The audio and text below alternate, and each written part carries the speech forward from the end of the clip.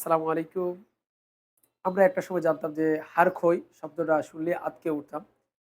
বর্তমানে অহরহর হাড় ক্ষয় দেখা যাচ্ছে। তবে ২০ থেকে ৩০ এর মধ্যে হাড় ক্ষয় দেখা যাচ্ছে। তো সেটি থেকে বাঁচতে কিছু পরামর্শ আপনাদেরকে বলব। যে আমরা যখন এক্স-রে দিচ্ছি তখনই হাড় ক্ষয় পাচ্ছি।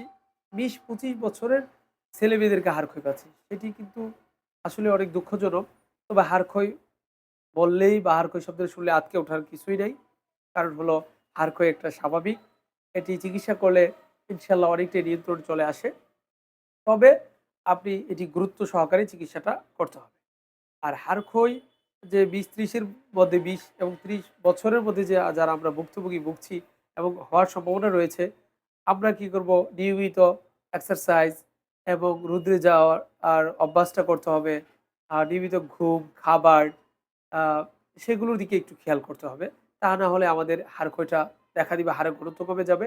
হাড় ঘনত্ব কমে গেলে আমাদের আ আ অস্টিওআর্থ্রাইটিস হবে। অস্টিওআর্থ্রাইটিস হলে আমাদের অস্টিওপোরোসিস হবে, যেগুলো হাড়ের ভঙ্গুরতা।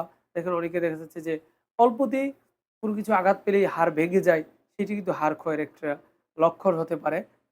তবে আমি বলব যারা লাইফস্টাইলটা আপনারা রুদ্রে যাচ্ছেন না, বাসায় বসে ওয়েট ওয়েট গেইন করতেছেন বাট ওয়েট নিচ্ছেন, অতিরিক্ত ওজন সেটি থেকে আপনি বেরিয়ে আসতে হবে।